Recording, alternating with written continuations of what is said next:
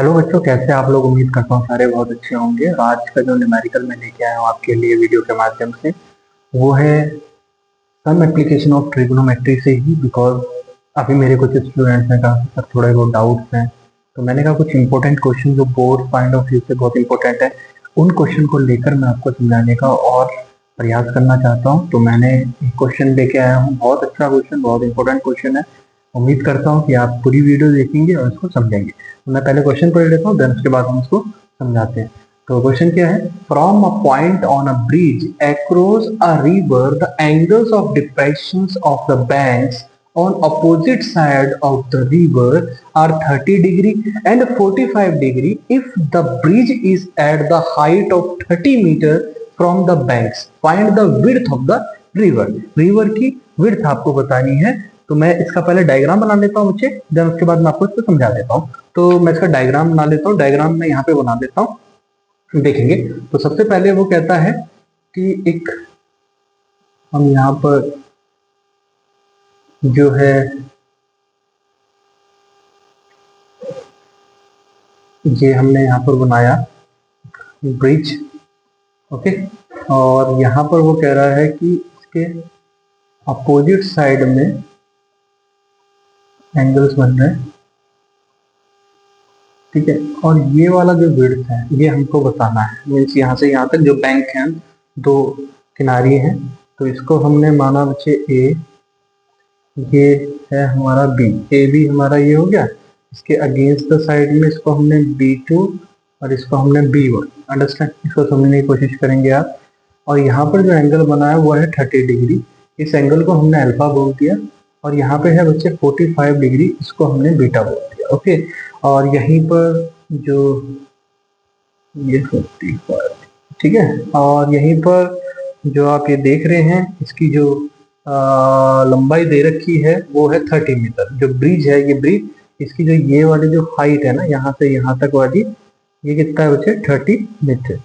Understand? यहाँ तक आपको समझ में आ गया होगा। मैंने इसको एक डायग्राम बनाकर आपको समझाने का प्रयास किया। एक आपका जो ब्रिज है, ब्रिज के दोनों साइड जो एंगल बन रहा है वो 30 डिग्री, 45 डिग्री, और आपको ये वाला स्पेस निकालना है, दैट इज कॉल्ड B1 और B2 आपको निकालना है। तो स्टूडेंट्स, हमको इसमें क्या क्या चीजें गिवन है पहले वो देख लेते हैं, और क्या हमको निकालना है वो हम इसमें कर लेते हैं।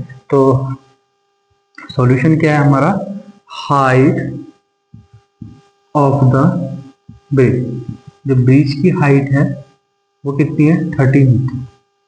यहाँ पर जो गिवन है 30 metre the height of the bridge. और जो angle of depression, angle of depression कौन सा? जो एंगल बन रहा है आपका ये वाला बच्चे अल्फा, ये वाला जो एंगल है, देखो ये वाला आप देख रहे होंगे, ये वाला जो है वो कितना 30 डिग्री में है। तो इसको हमने क्या बोला? 30 डिग्री। और ये है हमारा B1, okay.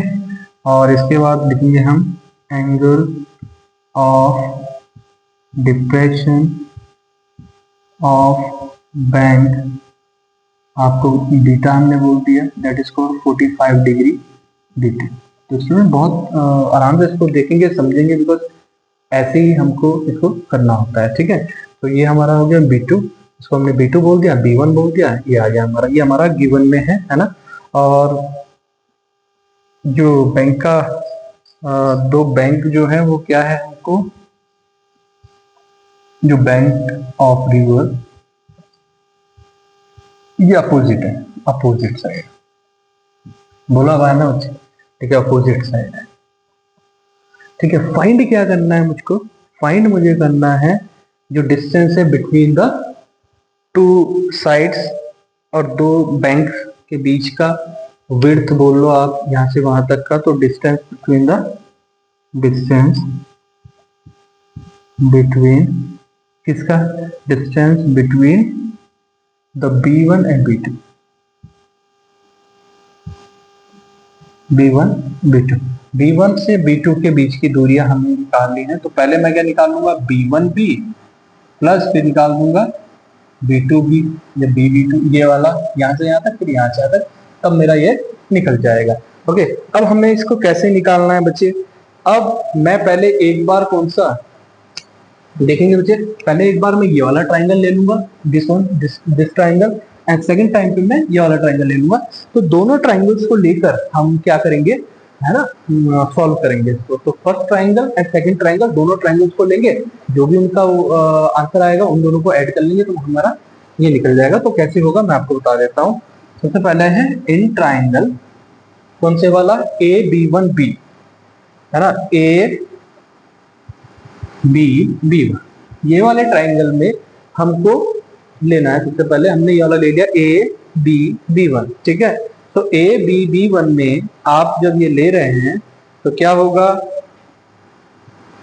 tan alpha equal to, इसका क्या होता है बच्चे, opposite side upon adjacent side. Okay, तो opposite side upon adjacent side करने का मतलब AB अपॉन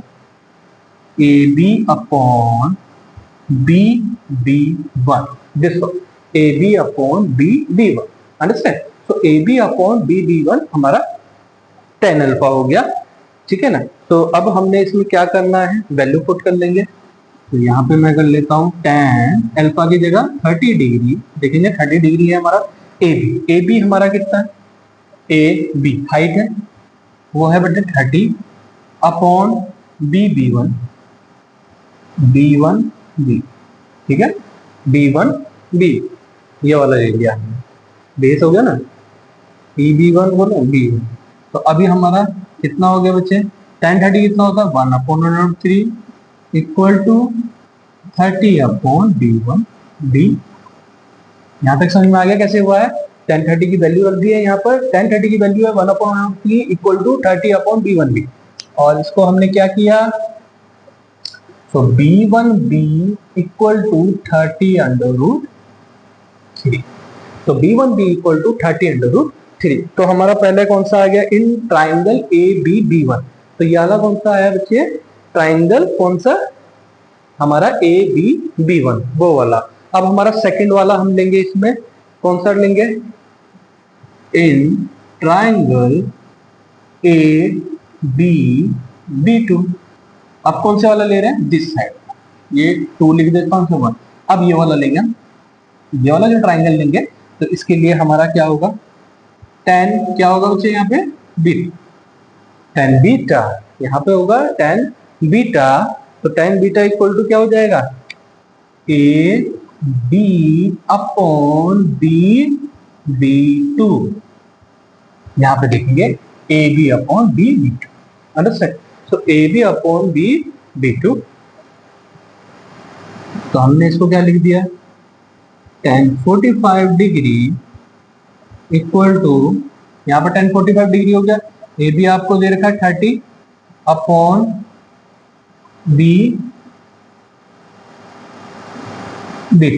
B2B या BB2, ठीक है। तो ये लिख दिया हमने। इसके बाद क्या होगा, tan 45 कितना होता है बच्चों, 1, ठीक है। tan 45 डिग्री 1, आपको टेबल पूरा लर्न होना चाहिए, बिकॉज है ना, जब तक वो टेबल लर्न नहीं होगा ना तो आपको एंगल्स की वैल्यूज पता नहीं चलेंगी। ओके, तो अभी हमने क्या किया है, tan 45 degree equal to 30 upon B2B, तो 1 इक्वल टू 30 अपॉन B, और ये कितना हो गया हमारा, तो B2B इक्वल टू 30। यहाँ तक समझ में आ गया सबको। तो B2B इक्वल टू 30, तो 30 हमारा B2B हो गया, है ना। तो अभी हमने क्या किया, हमारा एक क्वेश्चन था, इसको पढ़ते हुए हमने डायग्राम बनाया, डायग्राम बना के फिर हमने इसको सॉल्व किया। तो tan अल्फा और tan बीटा इक्वल टू हमारा B1B और B2B की हमारी कितना आ गया, 30/√3 और 30। इट मीन्स यहाँ से यहाँ तक का हमारे पास आ गया दिस वन, और यहाँ तक आ गया। अब हमें तो चाहिए था B1B2, हमें क्या चाहिए बच्चे, B1B2 दिस वन, ये चाहिए ना हमें। तो B1B2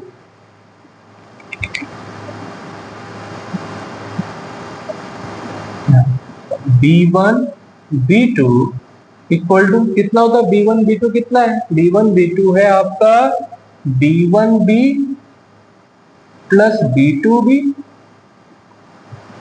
यहां तक समझ में आ गया, जो B1B और B2B है, ठीक है। तो B1B और B2B आपका कैसे सॉल्व होगा उसको हम देख लेते हैं। तो यहाँ पे हमारा क्या है, इसको मैं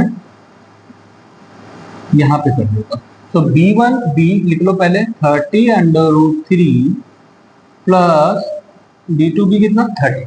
तो 30√3 प्लस 30। अंडरस्टैंड, यहाँ तक समझ में आ गया स्टूडेंट्स? ठीक है बच्चे। तो ये कितना हो गया हमारा, यहाँ से हमने 30 कॉमन ले लिया ना बच्चे। देखिए इन दोनों में से क्या कॉमन ले लो 30, तो √3 प्लस 1 ये बच गया।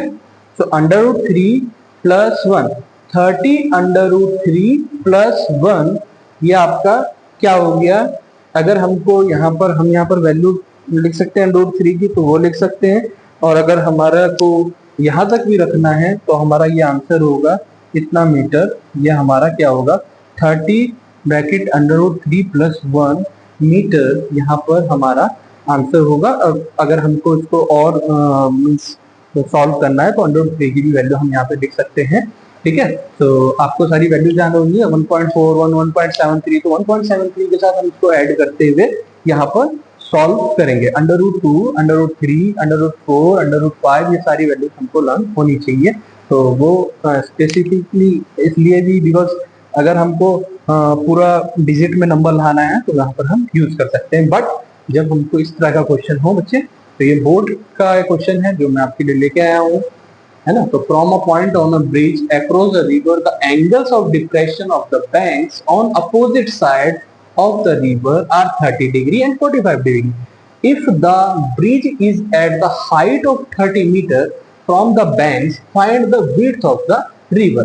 तो यहाँ पर क्या बताना था, यहाँ से यहाँ तक की width बतानी थी, मतलब चौड़ाई बतानी थी कि पूरे रिवर के जो बैंक्स हैं, किनारे हैं, उनकी चौड़ाई कितनी है।